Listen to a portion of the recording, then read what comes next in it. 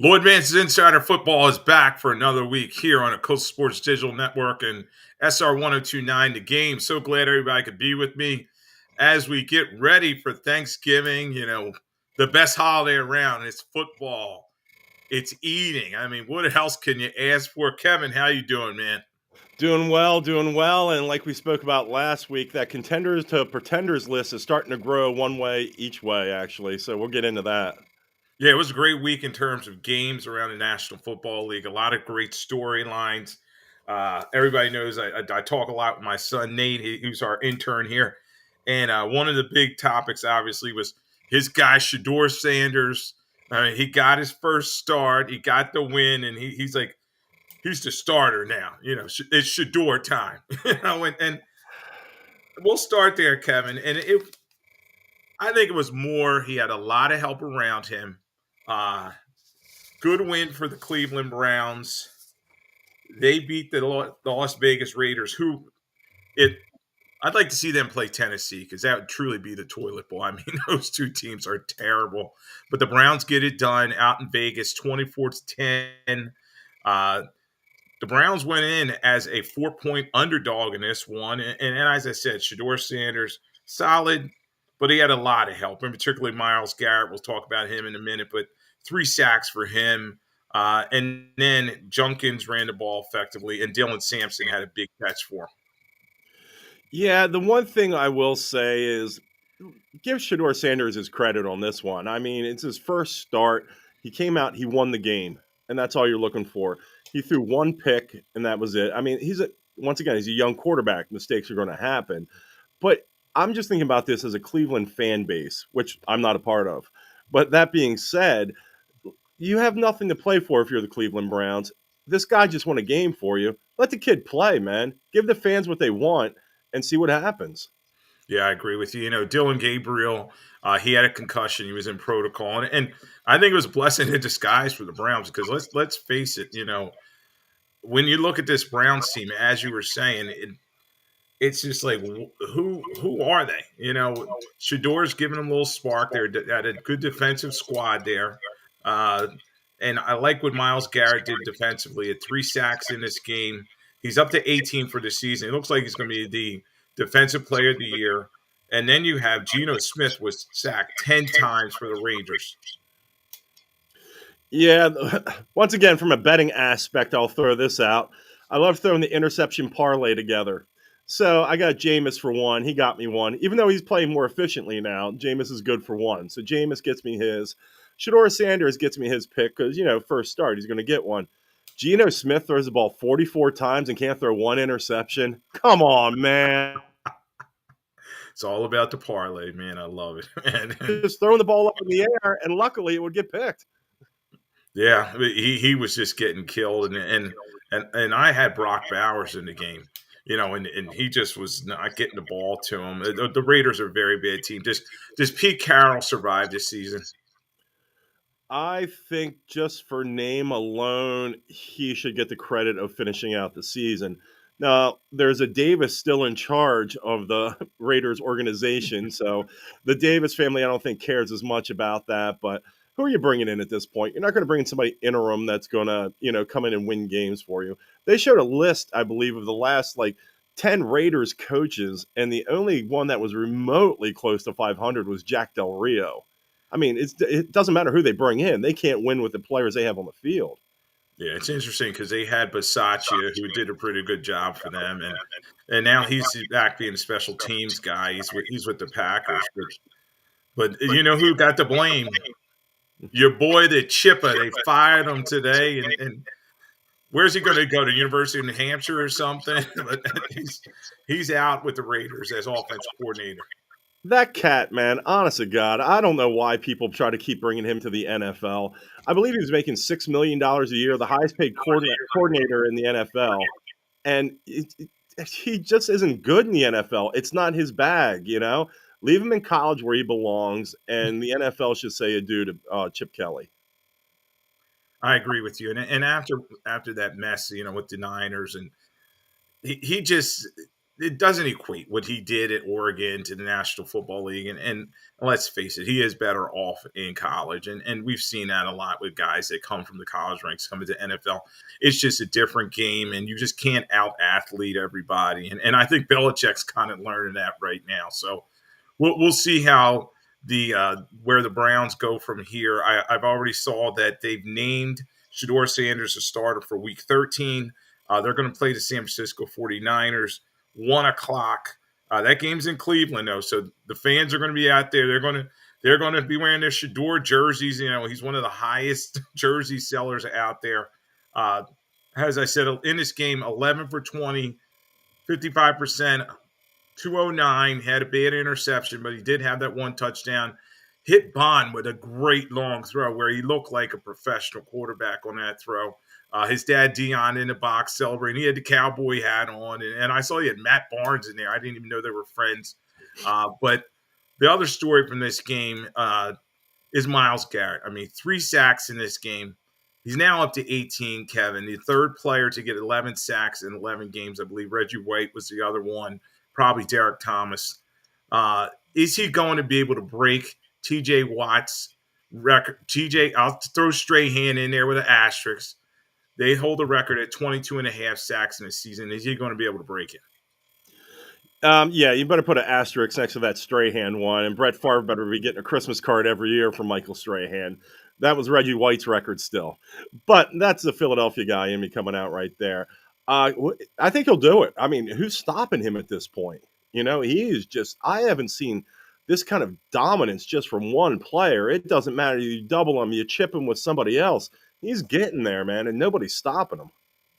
Yeah, he really is. And they're going to play the Niners, as I said, coming up. The Niners' offensive line's kind of banged up. The next week, Week 14, he goes against the Tennessee Titans.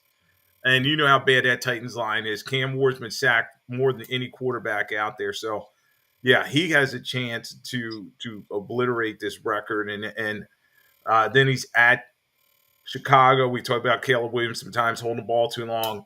Buffalo, who we'll get to in a minute, they allowed 8 sacks against the Houston Texans. He's going to have a chance there. Pittsburgh, Week 17, TJ Watt may see his record go away. And then at Cincinnati, Week 18. And you know how they're struggling. And we'll talk about that other big news coming out of Cincinnati today. But good win for the Browns. And look, you tip your cap to Shedeur Sanders. I was glad he got his opportunity. Dillon Gabriel, they should have never even drafted him probably in the 3rd round. And then Shedeur Sanders in the 5th round. But you know what?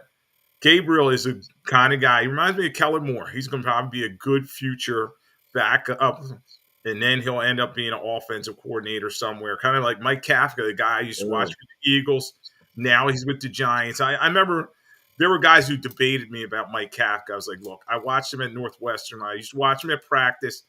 He couldn't throw the ball 20 yards. I mean, that out throw, he couldn't make it happen. And so some guys, you know, they're better college quarterbacks, and they're just not going to make it in the NFL. So, you know, good win for Shedeur. We'll see how he does.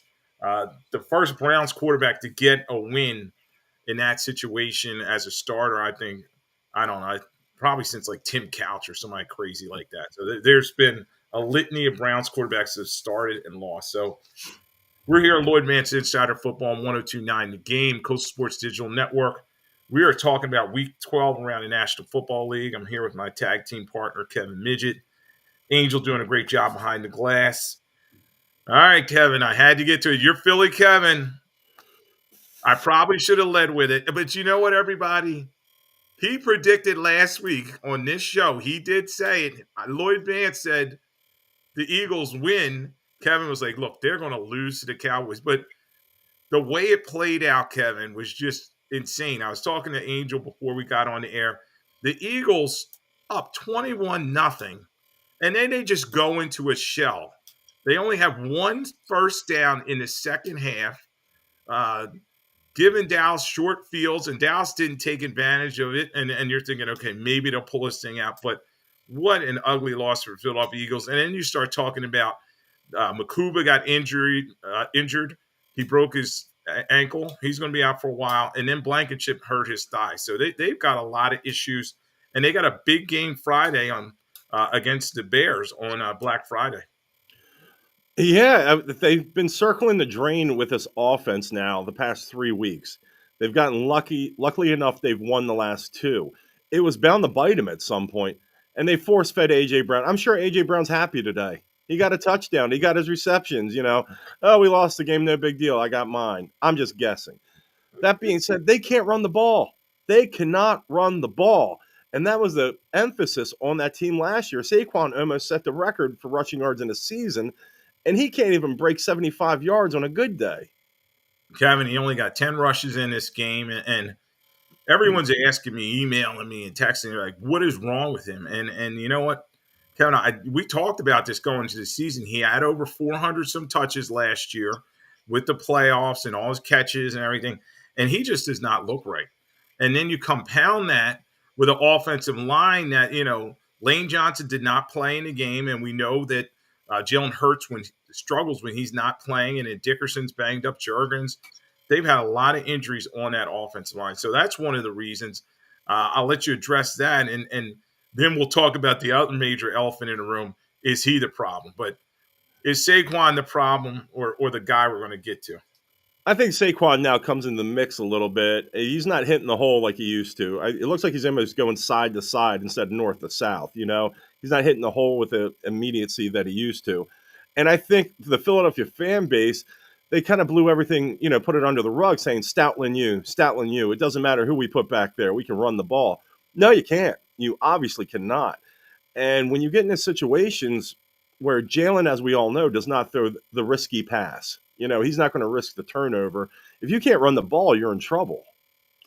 Yes, and it's a situation where it's crazy as it sounds. Saquon's on pace for like 1057 this season, which would be almost like half of what he put up last year. And everybody's like, okay, maybe give Bigsby some more carries. He has a little flash when you give him some carries. He's had a little jolt. He only had one carry yesterday, but he was kind of moving a pile, and maybe, give Saquon some relief because I think he is banged up. You saw that on that fumble, which is uncharacteristic from him. He caught the pass, went downfield, and then he unfortunately fumbled it.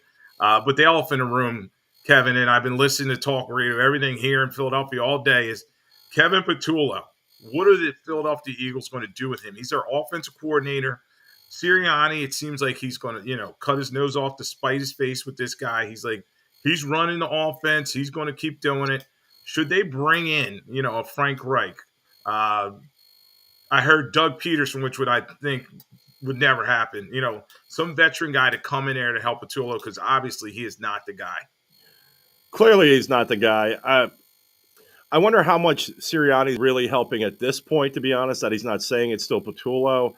So I don't know if his fingerprints are on this as well. You can't bring in a Dougie P guy because it's like, I think Sirianni now has that kind of arrogance where he thinks he doesn't need help. He's been to 2 Super Bowls at this point, and he doesn't want anybody threatening his position as well. Say Doug Peterson comes in and they start lighting it up offensively. All of a sudden, you know how Philadelphia is. Oh, get rid of Sirianni. We got Dougie P back. So you can't do that. But is Patullo, if he's making all these calls, yeah, he's the problem. Yeah, Kevin, and you and I have been watching Eagles football so long. I still remember, there was a situation. I think it was Kotite and Dana Bible. He was the offensive coordinator. He was terrible, and they were like, get rid of this guy. He came from college. He just did not know the pro game. And eventually, what they did is they brought in Bill Musgrave, a guy that had been around the NFL, kind of slid him into the seat. But yeah, there's going to be egg on their face in terms of Patullo because I think a lot of it had to do. They played until the Super Bowl last year. Kellen Moore gets the Saints job at that point, and who's left out there? There wasn't much to pick from, but I think the Eagles still should have looked around a little bit more. They kind of just slid Patullo over from his offensive assistant position, and he's just quite frankly not ready. Everybody talked about Brian Johnson a couple of years ago. He wasn't ready, and Patullo was looking like the same type of disaster. I think it also plays in once again to arrogance. We just won the Super Bowl. We can slide anybody in here. And it is the curse of going to the Super Bowl because your, coordinators get picked off. And by the time you're ready to, replace them, the top candidates are already picked for.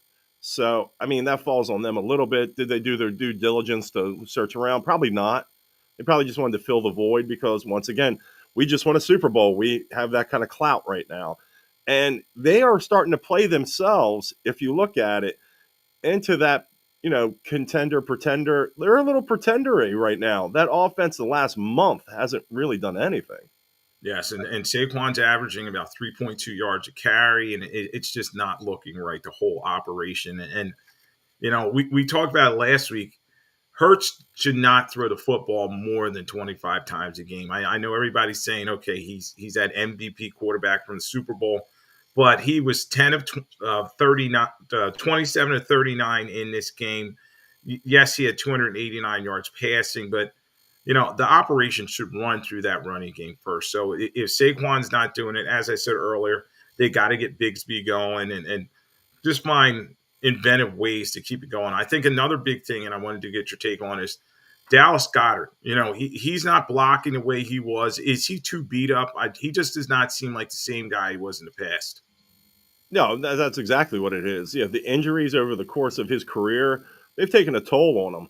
And when you put him in more of a pass catcher role, I think he flourishes there. But yeah, to be the guy who's going to chip and block and all that, nah, man. And you got to think about it in his career too. As many times as he's been injured, how much does he want to risk his body getting injured again? Yes, and I think a lot with the Eagles, as you said, they kept winning all these games, and you hate to bring up 2023. You know what I mean? Is this fool's gold? You know what I mean? Are these wins like, okay, they're winning, but and it's like, when's the other shoe going to drop? So they have a lot to clean up. They have a short week, as I said. They got the Bears coming in, uh, but they can't go into this protective shell once they get that lead. Their defense is solid, but they're not last year's defense. And Fangio can cover up only so much, particularly, especially in the second half, because they were 5 of 12 on third downs, and that just shows you a lot of that happened in that second half, where, as I said, they got one first down. Uh, Time of possession was pretty even. It's about 30 and some change for the Eagles, and then 29 for Dallas. But overall, it was just not a clean operation. Now, Kevin, we got to look on the other side of this. Your Cowboys, who you picked, they played a pretty good game in spite of themselves. There was a couple situations where CD Lamb dropped a ton of passes. I think he had 4 catches on 11 targets. He was a mess. But the Eagles could not stop George Pickens. I mean, he was incredible in this game. He got loose for a touchdown, and he just kept getting deep over and over again. Well, the one thing we all know about Dak, there's regular season Dak and there's playoff Dak. So Dak's going to get his numbers. Dallas is, they have a good offense. We know they can score points. It's their defense has always been the question. And the fact that you got a team like that with a not great defense down 21-0, you got to keep your foot down. You got to bury that team at that point. So especially with a dangerous offense that Dallas has. So that all falls on the Eagles right there, even letting Dallas have a chance to win that game. Yeah, and I agree with you totally. And Dallas kind of helped them out in situations because when you look at the Cowboys, I think that CD Lamb's drops, and then they also the Eagles gave him a couple short fields. Gibson returns that punt. I was like, "What are you doing?" His foot was basically on the goal line, and then he gets blasted and he fumbles it. And then I talked about Saquon fumble earlier. Is this situation where the Eagles need to learn to capitalize, discipline? What are you seeing with this team? It's like when you could have Covey or DeJean back there. Gibson has a history of fumbles. If you look at the amount of times this guy has touched the ball in his career, he's fumbled it about like 30% of the time. So why would you have him back there? Obviously, the decision making is not there as well.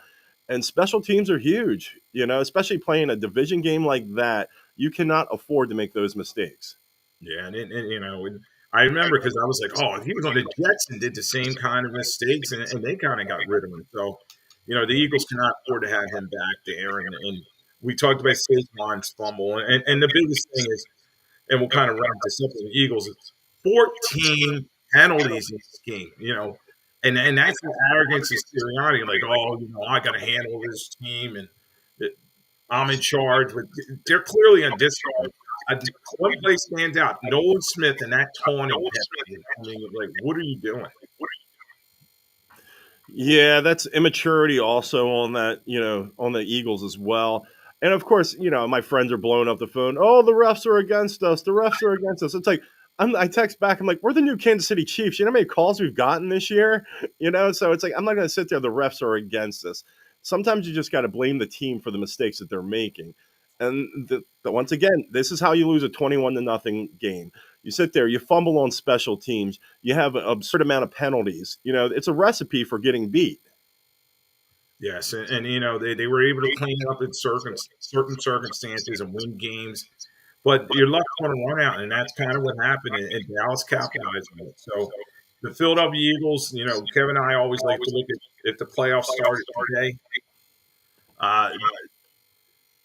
The Rams, we'll get to in a minute. The Rams being number 1 seed, the Eagles would be number 2. And the Eagles, despite beating, they have some quality wins. They beat the Rams, they beat Tampa Bay, they beat Green Bay, they beat Detroit, but now they're sitting at number 2. And then they're Chicago, they're at the Chargers, they have Vegas, at Washington, at Buffalo, Washington. So there's some winnable games there. I don't think the Cowboys are going to catch them. But the Eagles are number 2, Chicago, who we'll talk about, 3, Tampa Bay 4, Seattle 5, Green Bay 6, San Francisco is going to play soon. They're at 7, and then Detroit is looking at the inside out. They're out right now at 7-4. So, do you see this playoff picture staying the same way in the NFC? I think first and foremost, you got to say 2 things. One, the Rams are the best team in football right now. You can't tell me elsewise. That they are legitimately, as of today, they're the best team in football right now. The Eagles, on the other hand, they need that bye like they need air. They cannot win 3 games in a row. I don't think they can do it. Not with the consistency they're playing on both sides of the field, and actually 3 sides of the field, including special teams. So the Eagles need that bye more than any other team in the NFC. I agree with you that they got to find a way to clean this thing up and try to get that home field advantage because they play so much better at the link. They pulled some games out on the road, but it's a recipe for disaster because you go into the SoFi Stadium playing against the Rams. The Rams are tough at home, and they're fast on that track. Detroit, who the Eagles were able to handle pretty well at Lincoln Financial Field, they're built for the indoors. And Gibbs, you get him on the edge. Amon-Ra St. Brown. I mean, those guys are explosive. So that's the Eagles' advantage. That's why they've never built a dome in Philadelphia. They want the elements. Their team typically is built to play, in the mud, in the precipitation, in the cold. But they better get that offensive line together. So a lot for the Eagles to work on in a short period of time. They're going to play Friday, Black Friday. The game is in Philadelphia. It's 3:00 start against Chicago Bears, so they'll have a national spotlight on them. How many targets will A.J. Brown get? And I noticed once again, he eats and then Smith doesn't get much. And you wonder how that's all going to play out. I can't tell you how many targets AJ Brown will get, but I guarantee you it won't be as many as AJ wants.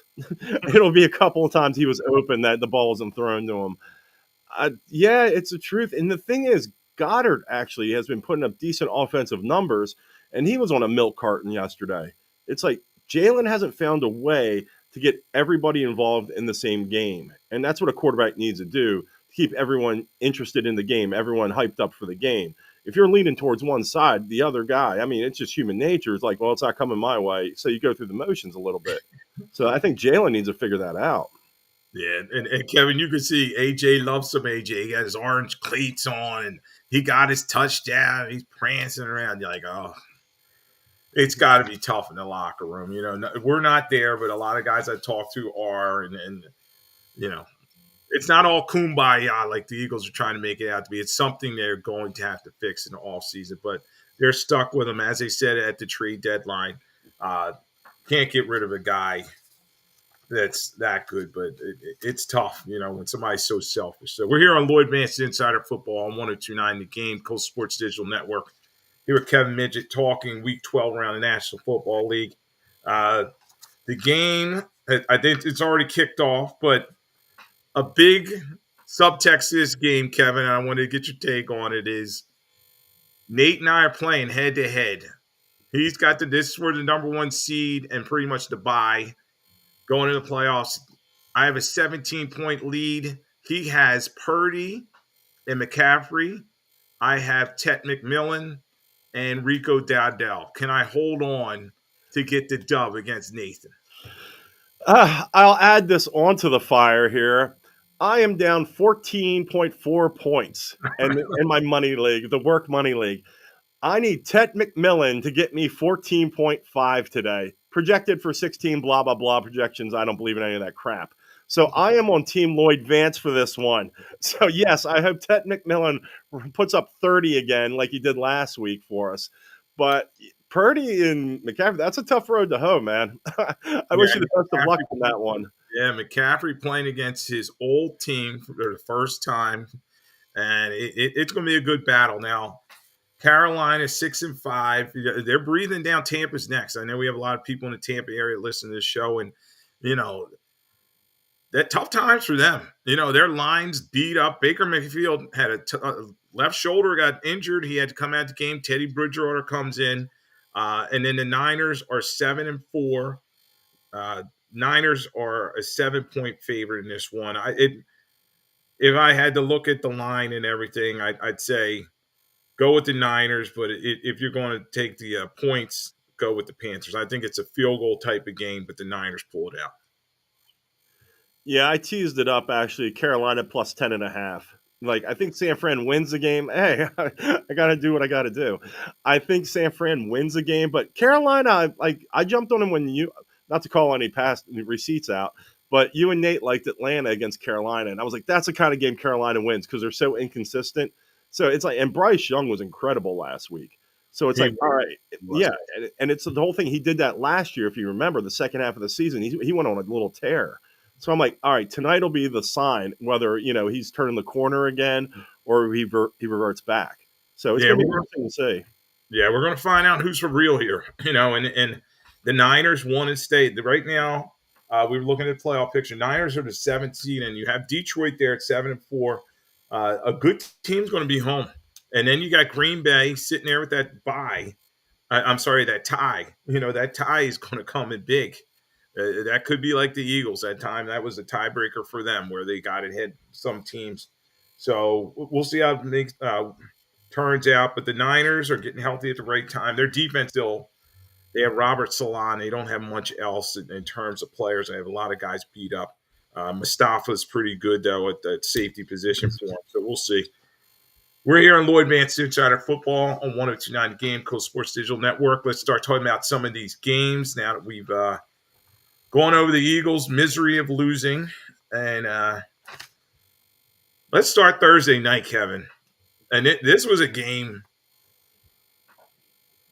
The Bills have not won in Houston since 2006. I didn't even realize that. And then you're watching and you're like, kind of makes sense because let me tell you, D'Amico Ryan's defense, they were coming for blood. And Josh Allen, again, we always talk about, unless he has Superman cape on, he's not getting a lot of help. Sacked 8 times in a game.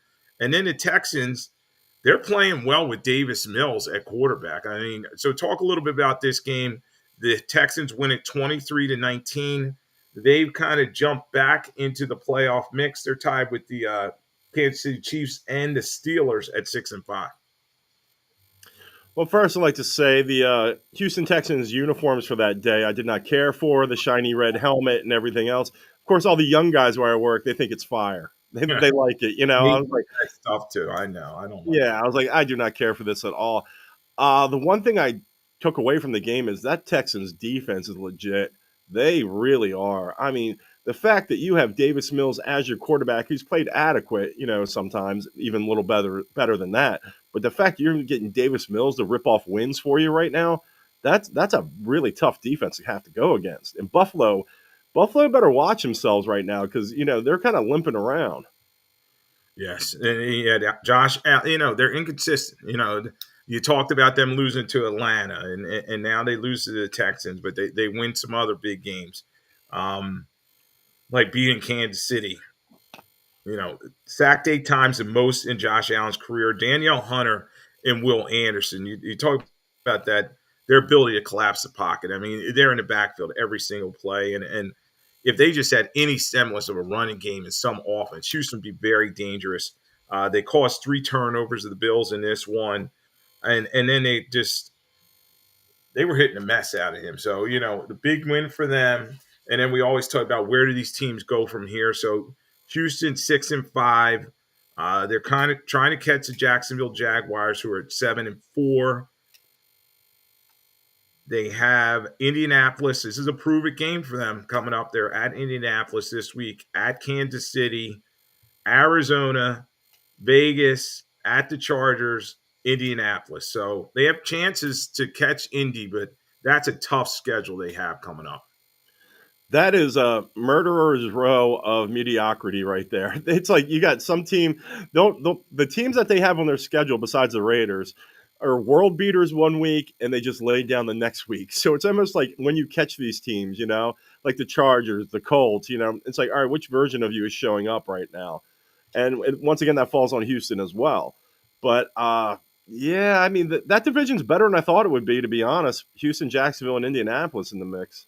Yes, they better hope they get the version of Indianapolis where it was Daniel Jones and he just was not doing a lot. But we're going to see, and then CJ Stroud coming back. We'll see how he kind of fits into the mix. Nico Collins was a little quiet in this game. Woody Marks is serviceable at the running back position, but I still think Stroud has an ability to drive football down the field.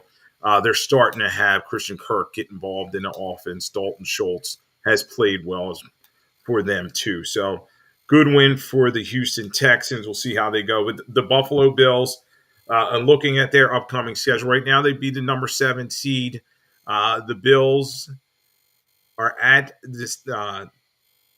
Houston. I'm sorry, at the Steelers this week, so that's a big game. Then they have Cincinnati at New England, who they've already lost to, and if they have any chance of catching them, which I don't think they can, they got to win that game. At Cleveland, Philadelphia, and then the Jets. So, do you see them as a wild card? Yeah, as of this point, I do. But the other side of that coin is New England's in uncharted territory right now. It's one of those things, either they don't really realize what they're doing and where they're at right now, so it's like they're going to keep running forward, or they're going to take a moment to look around, and it's like, wait a minute, we shouldn't be here right now. So Buffalo against New England, that's the big one right there. That one's going to rip it off. New England can beat Buffalo in that game, though. That's a wrap. Yes. And we'll jump over to the New England Patriots. I mean, the Patriots, you hate to say, they're running away with this division, and they're now 10-2. They have a win over the Cincinnati Bengals, 26-20. It was a non-cover. They were a 7-point favorite, but nobody cares about that in their households. The Patriots, though, 9 straight wins for them. The Bengals are a mess. So we'll start first with the Patriots. Do you think they're for real? I think the easy schedule's kind of helping them, but they're going to be that outdoor team. And if they get that bye and they're the number 1 seed and everybody's going to go through the cold in New England, maybe it's their time to run the football with Tredavian Henderson and Stevenson. And their defense is pretty solid. So what do we think of the Patriots and their byes coming up? Well, we spoke about it last week as well. I mean, I think we can all agree Kansas City's not what they have been in past years. So the door's wide open for someone else to jump forward. And we also said if Josh Allen and Lamar don't do it this year, when are they going to do it? This is the year for one of those two to step up, So, yeah, Drake May, he's in the mix. He sit there in his second year, get a chance to pull a Marino and go to your first Super Bowl in your second year, hopefully with better results for Drake May. But, it's like it's wide open for them to do that. Yeah, I agree. And it's going to be interesting how they handle the bye if they get it. You know what I mean? Because a lot of times those young teams, they need preparation and reps. And sitting on the sidelines may be kind of tough for them. And it's going to be new to a lot of the guys on the team. So I think they'll lean on Hunter Henry, who's a little banged up. And then you got Daddy Diggs. Uh, and he still makes some plays, and but yeah, the Patriots are a great story right now, and we'll see how they go from there. In terms of the Bengals, they're talking about Joe Burrow giving it a go. Do you think he should even try to play this season? He's the face of the franchise. The people spent money for season tickets and merchandise and everything else. And he wants to play. He's that guy. He doesn't want to just sit there, and just take a paycheck. So, yeah, I get him out there, just get him back on the field. But the thing is, if they wouldn't have choked two of those games they had back to back one, him coming back would have meant something. And the fact is now it's like, all right, I think it's more for Joe Burrow to get out there because he wants to be the leader of that team. He wants to show the guys he's coming back for them. Yeah, and let's face it, the Bengals are 3-8, so they're pretty much out of it. The game is Thanksgiving, nightcapper. It's on Sunday Night Football, NBC. So they want Burrow out there. Gives them a storyline to talk about. And then the other person or two people, you have Zach Taylor, and then you have the GM Duke Tobin. They want him out there too because they're trying to save their jobs. So the Bengals, we'll see how they do. But yeah, I agree with you. If he says he's healthy enough, give him a chance. But you always got to hold your breath if you're a Bengals fan. And they will get back Jamar Chase. He apologized today, Kevin. He actually did spit on him. Yeah. Why did he feel it? Why did he feel it? Everybody saw it. Just come out and say it. It's like when the boys were little. I say, all right, just admit it. It'll make it a lot easier. Don't get mom upset. Lying will make it work. But finally, Chase came out and said he was sorry, apologized, etc. So, what do you think about Chase? Is he able to move forward from this? Yeah, he'll be fine. It's not like, it was like perfect back in the day for the Bengals and everything else because everyone hated that guy. So it was like, all right, we're going to really roast you with this one. He can move forward. Jalen Carter has moved forward for spitting on the ground. He spit on a guy. Charles Barkley spit on a kid by accident. Yeah, he's famous, more famous now than when he played. Yeah, so I mean, yeah, people have short memories on things like that, and he'll be fine. Speaking of second acts, and you and I talked about this all off season. The New Orleans Saints tried out today kicker Justin Tucker. He finished his 10-game suspension, and the Saints kicker was awful this week. And Tucker may get a chance to return to the league. I mean, what would you think of that? And it'd be seriously improbable. I don't know why. I mean, I get he served a suspension. He can come back. The media scrutiny that you're going to get for bringing in Justin Tucker, you better be a team trying to win a Super Bowl. The New Orleans Saints, though, it's like, really? Don't you guys want to lose? So, even if he has something left in the tank, I don't think the juice is worth the squeeze bringing in Justin Tucker. Yeah, and you got to placate that fan base that's already, just disenchanted in terms of they have a new coach, they haven't played this well. Kamara just got lost for the rest of the season.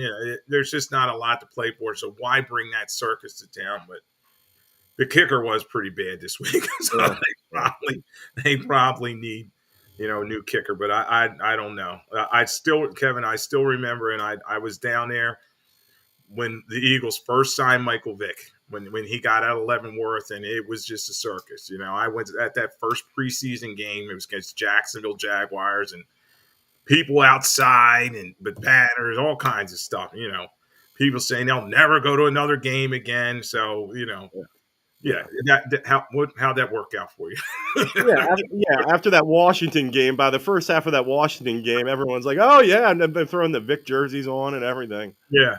So fans have short memories, but yeah, it's going to be interesting to see if the Saints sign Justin Tucker and where they go from there. But I just wanted to get Kevin's take on that.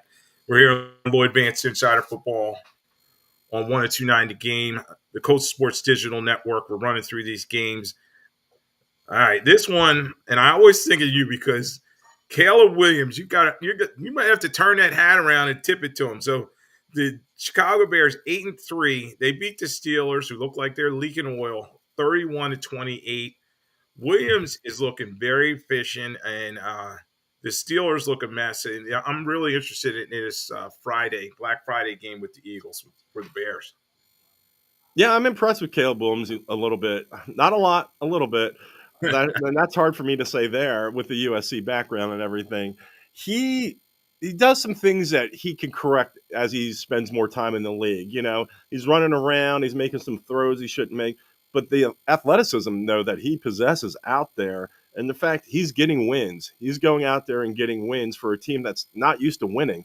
I mean, the last time they were any good was it the double doink game? You know, so I mean, the Bears have gone some time here without, being in the mix. So yeah, what he's doing this year is very impressive. Yeah, the other Sweat, on his team, Montez Sweat, he's playing pretty well for them. The offensive line, which they needed to fix for so many years for the Bears, is playing well. And Kyle Monange, the rookie coming from Rutgers, he seems to stepped up and become their featured running back. And they have Roma Dunze. I really like the two young tight ends that they have there, Komet and Loveland. I mean, those two, they can do a lot of things with terms of three tight end formations, etc. And Johnson, you got to tip your hat to him because he seemed to have found, the right playbook for Caleb Williams. Well, that was the whole thing going in. It's like if anyone's going to be able to get Caleb Williams on the right path, it's going to be Ben Johnson.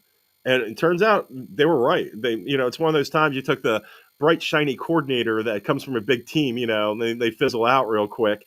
It turns out maybe Chicago picked the right one finally. Yes, and we can go on in terms of Arizona. They didn't pick the right one from the Eagles defensive court. Gannon's terrible, and he may be one of the next coaches on the chopping block. And then in terms of the Steelers, yeah, maybe Mike Tomlin may not make his first losing season. I mean, they're just a team. I know Rodgers didn't play because he has a wrist injury, but they just don't look right. And unfortunately, I think they wasted a great game from TJ Watt. I mean, he was incredible running the edges, but the Steelers just they don't have any passing game, and DK Metcalf is banged up. Uh, where do you think the Steelers will go from here? I think it's just going to be a slow crawl to the end of the season. I think it's by the time December rolls around, the middle of December, it's like, all right, we're done here. Although I want to give a shout out, TJ Watt passed his brother JJ in career sacks.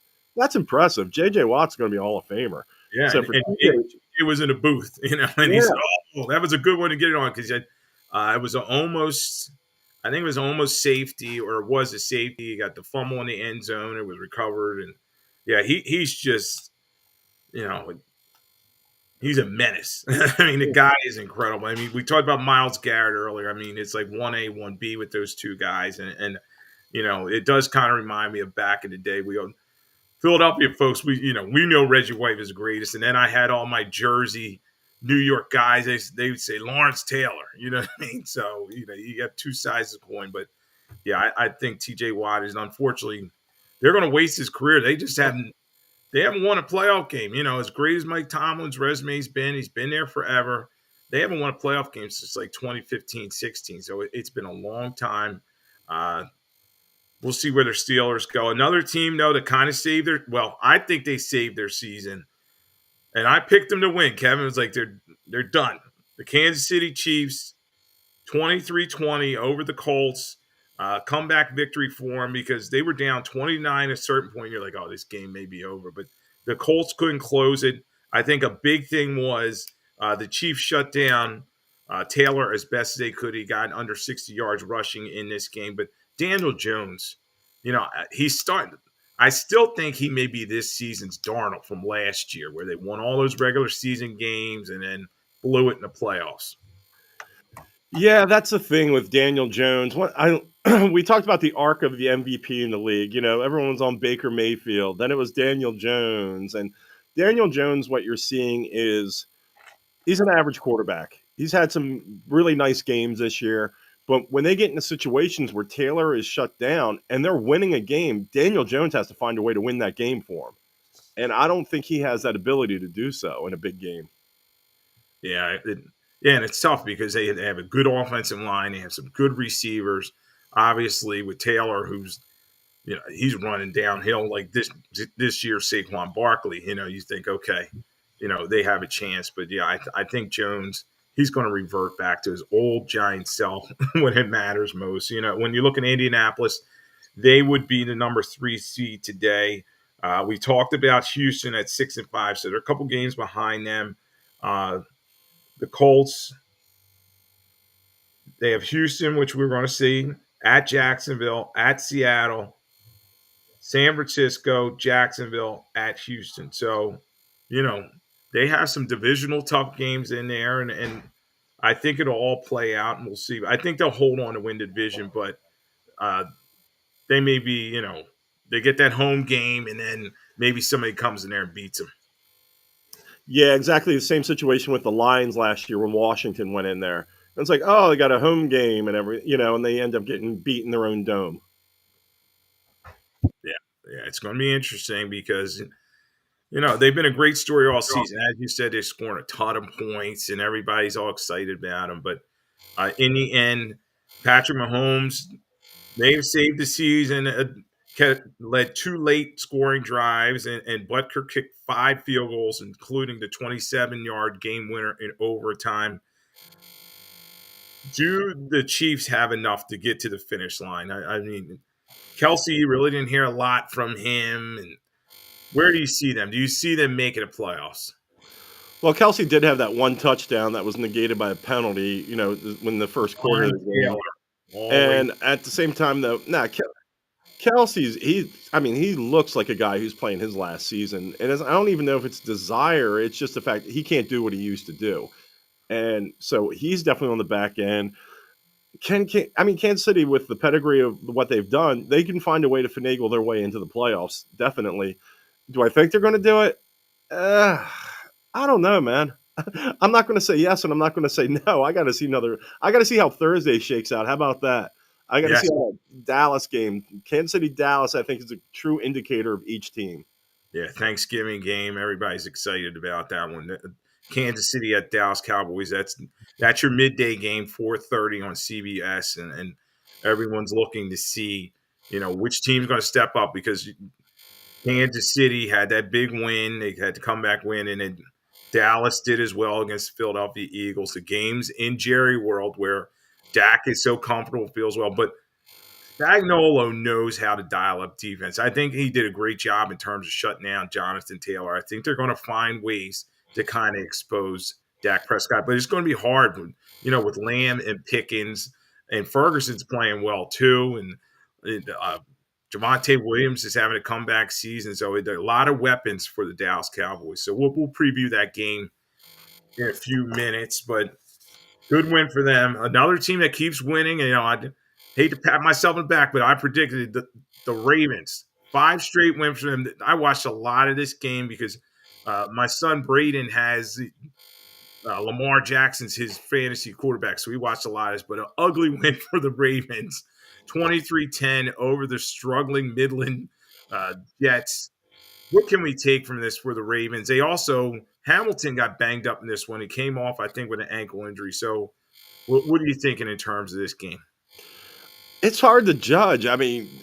Baltimore played so bad in the beginning of the season, and now they've gotten healthy on the defensive side of the ball, and they're just beating bad teams, but they're not pretty how they're beating bad teams. So it's like, all right, are you the lesser of two evils that you're coming out with wins here, which is what you need to do. But until I see them play somebody at this point of the season that's legitimate, I'm not buying into Baltimore. Although I do agree with you. I think they'll win the division. Yeah. And in terms of get to the playoffs, and then we'll see. But, playoffs, Lamar, 3-5 in the playoffs. I always say that record. So, but they're 6-5 today, the Ravens. They beat the number 4 seed if the playoffs started today. They have Cincinnati, as we said, Joe Burrow coming back for that game in Thanksgiving nightcap. We'll preview that one in a minute. Then they have the Steelers, which is going to be a huge game in Baltimore, at Cincinnati again, New England, at Green Bay, at Pittsburgh. And it may come down to that last game at Pittsburgh in Week 18. Yeah, that's a tough 3 games to finish the season with also. New England, Green Bay, and Pittsburgh. So it's like they better have themselves right by the time that stretch comes. Yes, and a key guy we didn't talk about when in talking about the recap of the game. Derrick Henry seems to finally start to be feeling a little bit better. They're running the football with him. Lamar Jackson does not look right, in my opinion. The legs are not what they were. I know he's beat up during the week with kind of an ankle thing going on, and he had the hamstring pass. Is Lamar Jackson going to pull it together, and will this team to the playoffs? To the playoffs, yes. Any further than the first round, I'd be surprised. Because once again, what was the record? 3-5. If Green. history's taught me, yeah, if history's taught me anything, that Lamar is not going to be able to get there, especially if he is banged up too. Yes, I tend to agree with you. They're going to win that division that's kind of down, and then we'll see once the playoffs start. And if Kansas City's in there, that's going to be a tough situation because you may have Kansas City and Buffalo as wild cards in the mix. And it's like, okay, how well do you travel? And it's going to be tough for the Ravens on the road. I think they play a lot better at home. So, but they keep winning. They fought back from 1-5, and we'll see where they go from there. We're talking Week 12 here on Lloyd Vance Insider Football on 102.9 Game Coast Sports Digital Network. This game, I'll just bring it up for a couple reasons. It's definitely not because the Giants were on the other side of it, who fired their defensive corner, Shane Bowen. The Lions pull it out 34-27 in overtime over the scrappy G-men and Jameis Crablegs, who we'll talk about in a second. But they win in overtime. But you can't talk about this game without talking about Jahmyr Gibbs. I mean, I don't know if you had him in fantasy or you're playing against him. The guy put up 55 fantasy points in a PPR league. Highest of the season, 264 scrimmage yards, 3 touchdowns in this one, including a 69-yard score on a first play of overtime. Yeah, Jahmyr Gibbs is on another level. And the thing is, if Montgomery was on another team, he would be the lead back, for majority of the teams in the league. The fact is he's playing with Jahmyr Gibbs, and it used to be, a partnership a little bit. But Jahmyr Gibbs has to be out there and get more touches than Montgomery at this point. There's no ifs, ands, or buts about it. The key with that is Detroit, they still didn't look good.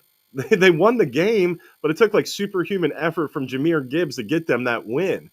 And I don't know if Dan Campbell you want to blame, the play calling over there, the defense, the way they're playing. There's no way you should be down 10-0 to the Giants in this time of the season with Jameis Winston at quarterback. That's not a team that's trying to win the division in my eyes. Correct. And then you let Gunnar Olszewski, he throws a Philly special type pass to Jameis Winston. And then Jameis is stiff-arming guys, and he high steps in the end zone. I'm like, oh, my goodness, they're going to lose to this Giants. I mean, how the mighty have fallen. Because last year, remember, the Lions, what did they win? They won like 15 games last year, something like that. I mean, it's incredible. So, John Morton was their play caller. Now Campbell's kind of taking that over. That defense, though, which under Shepard still has a lot to be desired for, because you're right. I mean, this is the Giants, and they didn't even have Scatterboo out there.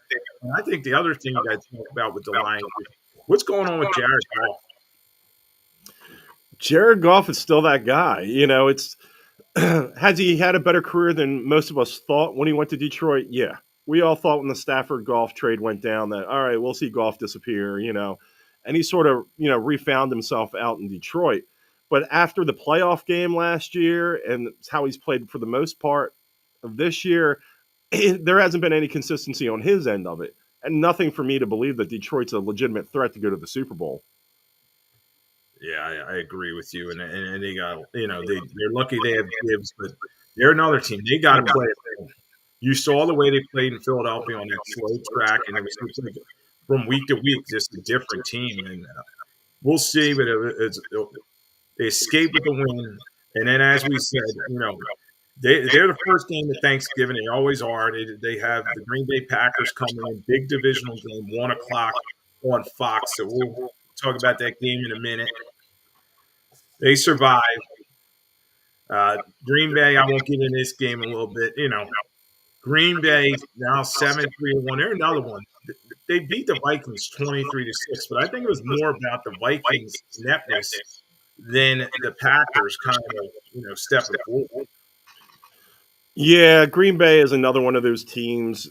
You just don't know what you're getting from week to week from them.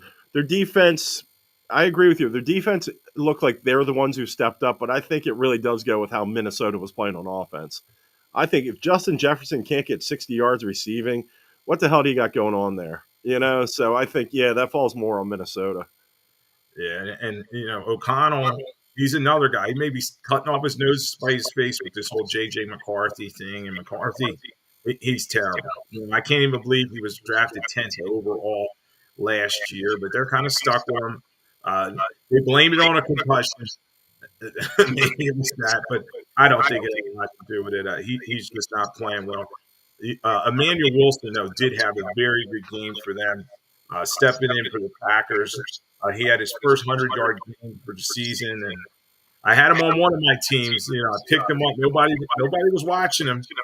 28 rushes for 107, 2 total touchdowns in the game, 26.5 fantasy points. So I was excited about Wilson, how he did for the Packers. Yeah, that's a guy I looked at too. I was too deep on the waiver wire to get him. So, yeah, that was a good pickup by you. Yeah, so we'll see how the Packers go, and that's gonna be an interesting game against the Lions. Everybody, it's a traditional rivalry, those two. So we'll see how they pan out. I still tend to think, like you said, which Jordan Love's going to show up, which Jared Goff's going to show up. That's going to be the key. The game though is in Detroit, and you're going to see a lot. Parsons is better against the run.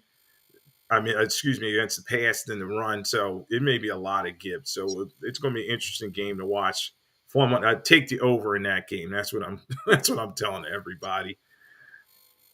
We're winding down week 12 here before we start previewing week 13 here on Lloyd Vance Insider Football.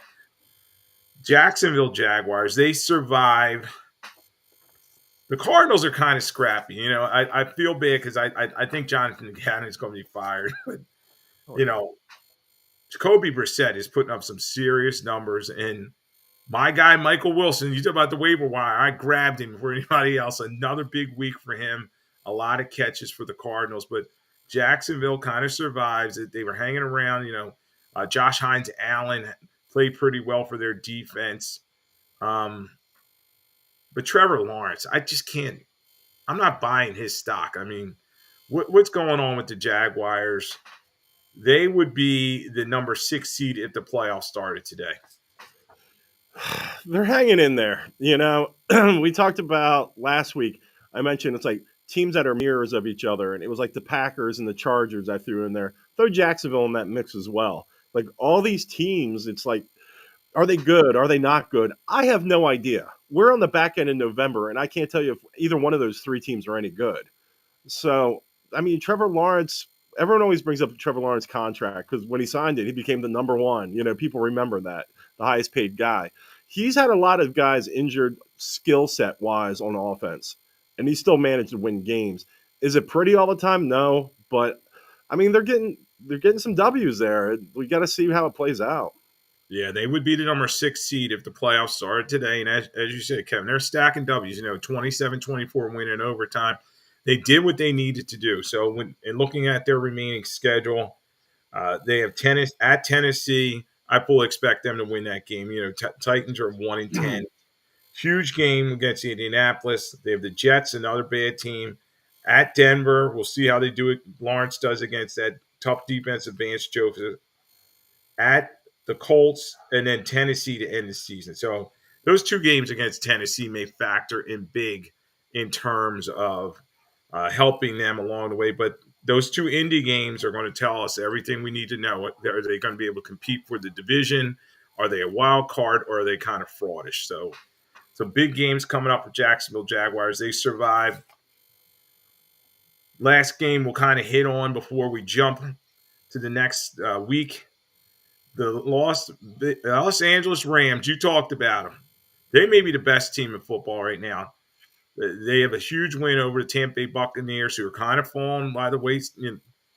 Not sure about them. They're kind of injured, and they're not playing well. So the Bucs lose to the Rams 34-7 on Sunday Night Football. Matthew Stafford, we may have to hand him the MVP, Kevin. I mean, I think in the last couple weeks, during their win streak, he has 25 touchdowns, 0 interceptions. He's pinpoint. Davante Adams, he's getting the ball to him in the red zone. 2 more touchdowns for him in this game. This was a laugher. 31-7 at halftime, and I went to bed and turned it off.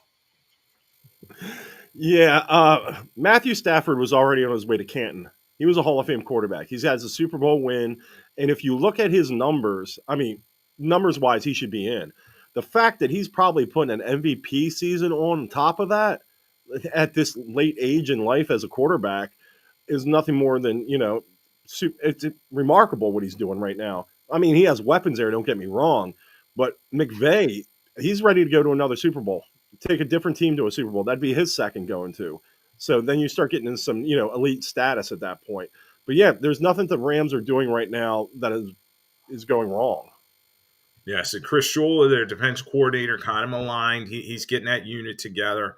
They're playing very well with Fisk and Hurst, and they have Landman in the middle and Durant on the outside. They have a lot of playmakers on that defense, and they're starting to get their teeth. They have the thicker kicker, Mavis, who made his first field goal. They got rid of Cardi, and he kind of was stinking a joint up. They got a new long snapper. They seem to fix that kicking situation for the Rams. So now they're the number 1 seed if the playoffs start today in NFC. They are at Carolina, at the Cardinals. Then they have the Lions, at Seattle, at Atlanta, Arizona. So there's a good chance they could hold serve. And then the game was in Philadelphia when the Eagles beat them. The Eagles may have to go on the road if they want to play the Rams again. So do you think the Rams hold on that number 1 seed and host the NFC Championship game? Yeah, I do. There's nothing that I've seen the last couple of weeks that would make me change my mind that they're not the best team in the league right now. They would have to have a massive injury, some sort of fallout for that to happen. Yeah, I kind of agree with you. It's going to be tough to catch him because Stafford's playing so well. He's 37 years old, Kevin. It's crazy when the season started. You and I were like, he's needing epidurals and everything. Is back. I don't know if he's going to make it through, but with Puka Nacua and all their good tight ends, and we talked about Davante Adams, even Kyron Williams handling the football well. They're going to be a tough team to beat. So, yeah, good win for the Rams. We'll see how they do in the upcoming weeks. But, I'd have to say, they're holding serve as number 1 team. So here on Lloyd Vance Insider Football on 102.9 The Game, Coast Sports Digital Network. I'm here with Kevin Midgette. All right, everybody's favorite part of each week. We're going to there's some obvious choices, too. Game ball winner. I'll let Kevin go first. Who is a game ball winner for you? I can't help it. We just talked about Matt Stafford. 3 touchdowns in the first half. Didn't really have to do much in the second half. He's the best quarterback in the league right now by far. By far. There's not anybody I can even think of. I mean, you can once again, the Baker Mayfield, Daniel Jones, Lamar Jackson, Josh Allen, Patrick Mahomes, Jalen Hurts, even stinking Dak in there. No, he's better, heads and shoulders above all these guys. He is the MVP of the league right now, and he's playing best quarterback for the best team, period. Yeah, and before I give mine, there's a couple shout-outs I got to give him. My guy, JSN, Jackson Smith and Jigma, 37 points in fantasy, 8 catches on 10 targets for 167, 2 touchdowns, including a long 63-yarder to start the game. I know it was against Tennessee, but he's just dominant. Calvin Johnson's record from 2012 of 1964 looks like it's going to be broken by Smith and Jigba. Great season for him. I didn't give it to him. We talked about the guy I gave my game ball to earlier. I mean, Lions running back Jahmyr Gibbs. I was so glad I didn't play against him in fantasy. 15 rushes for 219, 2 TDs, including a 69-yarder to close the game out, 264 from scrimmage. He had 11 catches for 45 yards in this one. I mean, he's just dynamic, and as you said, Montgomery, a good player, but he's just tremendous. And now he has 3 games with at least 36 fantasy points in the past 5. So, I mean, he's just been spectacular, averaging 6.1 yards per carry. I mean, he looks like that guy. So he's just playing so well. I gave him my game ball. My lackey, I'll go first. And we talked about him earlier. I was on social media. I was telling my son, everybody's starting to call him this, and it's not nice, but I gave it to J.J. McCarthy, who they're calling Doo-Doo McShitty. That's what they call him on social media. I mean, this poor kid was terrible in the loss uh, to the Green Bay Packers. He was 12 of 19, 87 yards, 2 interceptions. His QBR was 34.2, sacked 5 times, just looked terrible. They're starting to bring up, Jamarcus Russell. That's who they're comparing this poor kid to. They put him in concussion protocol. We'll see how Max Brosner takes over. I know Justin Jefferson's like, all right, anybody McCarthy, but he is my lackey for the week. Yeah, that's a good one. I have to lay mine on a team that blew a 21-0 lead. Oh, The Philadelphia Eagles, Nick Sirianni and Kevin Patullo. There is no way that you should have a defending Super Bowl champion playing at the level that they're playing right now. It's inexcusable. It falls on them. They have no control over the players on the field. The players obviously aren't listening to them with all the penalties being called. The fact they can't hold a lead, they can't call the plays to sustain a lead like that, and especially blowing a game against a division rival and a conference loss that could keep you out of the number 1 spot, it has to fall on those guys. yeah, I was listening to Airways all day here in Philadelphia area, and a lot of people agree with you. And it's something they were winning. They got that nice shiny record, but you're starting to wonder, are they going to leak oil into the playoffs, and then how's it going to go from there? So a lot to clean up for the Philadelphia Eagles. That's a good choice as well. And I'll throw CD Lamb in there for the Dallas Cowboys. They won, but this guy, 4 catches on 11 targets. He just can't hold on to football. He looked terrible. And I know Braden, who has him, my younger son, he was beside himself. The guy's dropping passes. And he's just not the playmaker he thought he was. And George Pickens is the number 1 for the Dallas Cowboys. So we'll see how that shakes out in the big week coming up. All right. Before we preview the games, it's Thanksgiving. And, I always ask Kevin, I'm like, all right, what is Kevin eating on Thanksgiving? What's the big thing? What do you pile in your plate and watching the game? Well, it's funny. It's funny. We're going over to my wife's family's place for Thanksgiving dinner, and you have to sample everything, so you don't want to be that guy. It's like, oh, he didn't touch this, he didn't touch that. So I got to pack that on a little bit. But for at home, I have my wife making her stuffing. It's a sage sausage stuffing. It's so good, man. I'll just bang on that the whole time. You got to do the nice thing and take leftovers home from the in-laws' place. But it's like I'll be hitting her stuffing like that as soon as I get home. Yeah, we're going to be home this year, so I don't have to worry about that. And the boys actually like that. They're like, oh, we're eating at home, so then Mom can make everything that we want to eat. So we're going, the macaroni and cheese, the mashed potatoes, the stuffing, the turkey. We'll hopefully we can stay awake for these games. But we look forward to the football and the food. I know my wife's like, there's another game. Oh yeah, there's another game.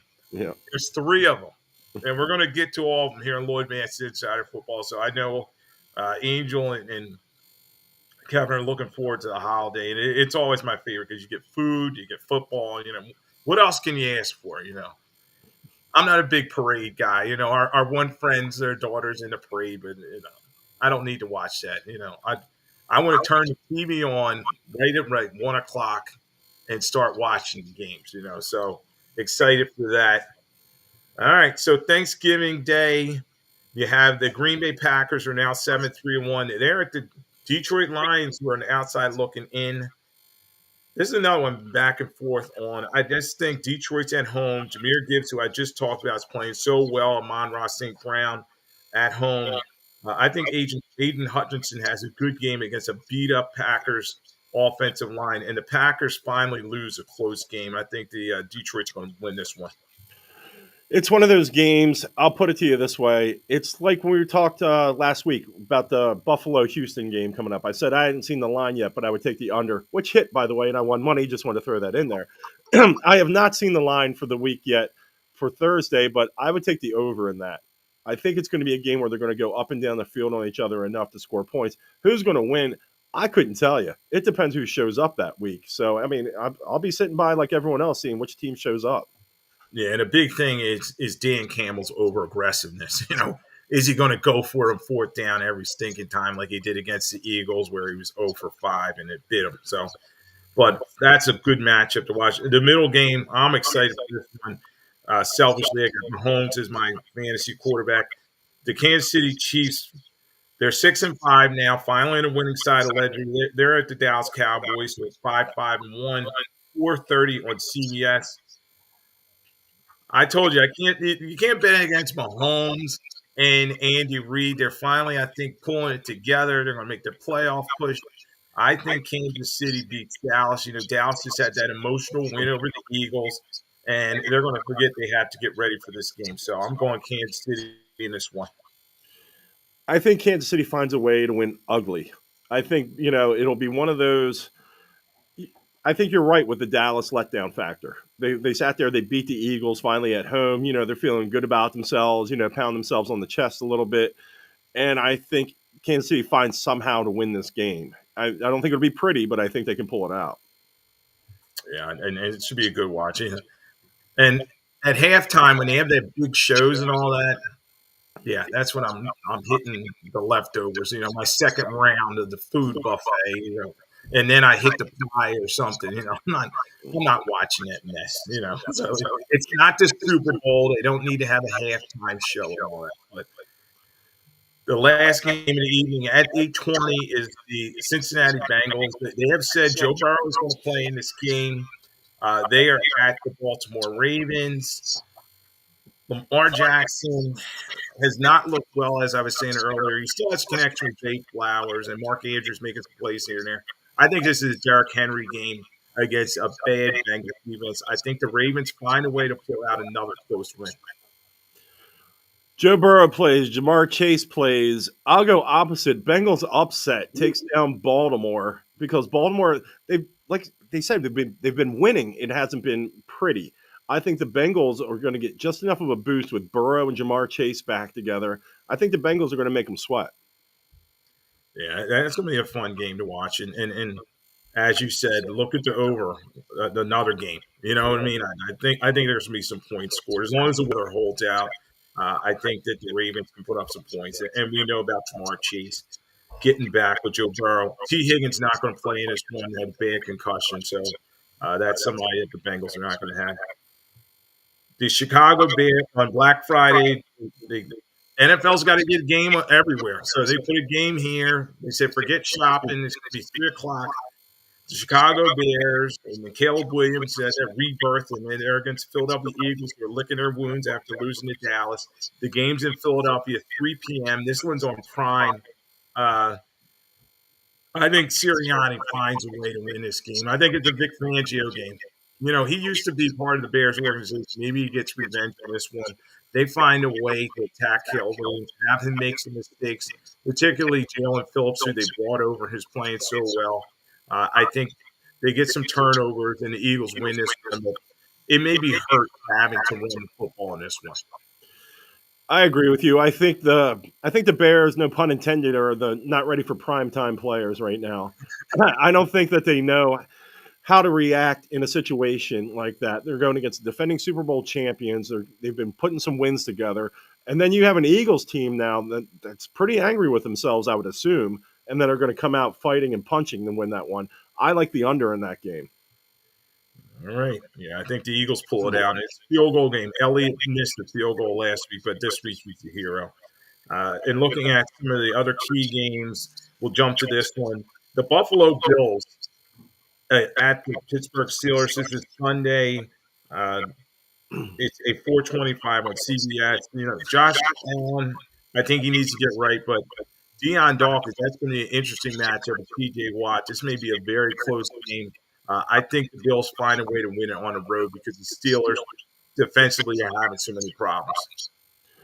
Ugly game. Bills win under, depending on what the line is. But yeah, I agree. It's gonna be one of those. What is that? A slobber knocker game? It was in one of those old colloquialisms that they used to call it. It's going to be one of those. Those guys just they just beat each other up. But I think Buffalo wins.